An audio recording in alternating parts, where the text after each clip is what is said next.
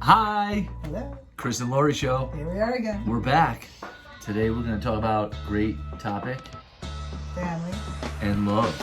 Those are two topics. Maybe we merge them in one. Yeah. How to love family members. Well, you're great at this. What's a good technique that you use? Loving family members exactly as they are and loving them how they want to be loved. That's the new vibe right now, is loving. And my grandson really teaches me this of loving him. Like, he has a certain way of receiving love and hearing it.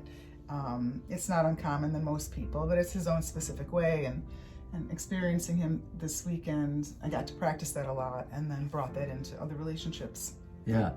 Loving people. You know, our judgments often get in the way of seeing people, meeting people where they're at. You know, and to let go of judgments doesn't mean you need to let go of boundaries. Having healthy boundaries, respectable, or boundaries of respect is important in a relationship. So it's a fine line. You also want to be able to share assessments with people if they're open for it or they're asking for it, but you don't want to just automatically start sharing them with people. No. It Especially doesn't, family. especially family. You know, people don't really want to hear about how you think their life should be. And that often gets in the way of so many family members' relationships. You know, I hear of people like not talking to their family for years or, you know, decades, growing up with two brothers. You know, we've really haven't experienced that. And one of those things that when it does happen, you know, when conflict shows up, having a way to communicate effectively with each other, listening, suspending the judgments and the assessments for a while, and really, like you said, loving people where they're at, knowing what maybe their love language is or how they experience love. And knowing if they're static in us in a relationship, it's not really about the other person, no matter what they're doing, saying, or how they're being.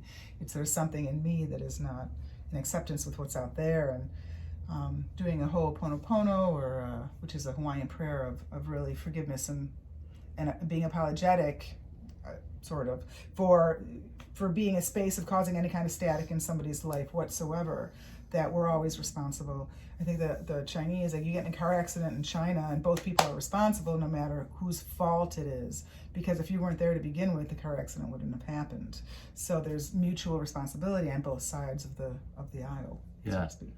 And the Ho'oponopono process from Hawaii, we actually were there where they discovered that, or it started, wrote it. You know, I'm sorry, please forgive me, I love you. And, you know, owning up is such an important part. Listening, and not from a place of resistance or defensiveness, but listening and then, you know, really owning up to your part and practicing. Because we really don't know what's for someone else's best interest, let alone our own. We really don't know. No idea. So we can just be loving and supportive in where they're at and who they are. Yeah, we practice that a lot. Family members are a great opportunity to practice forgiveness. Great opportunity. You know, those people, they know our buttons. They know our hot spots. And it's a great opportunity to practice not getting those buttons triggered and not going into reaction. You know, I like to, when I'm with family, sometimes I'll stop, pause, take a few breaths, you know, be grateful that we're all together and be present to this moment rather than reacting to past or they did this or all that stuff that gets in the way. Yeah.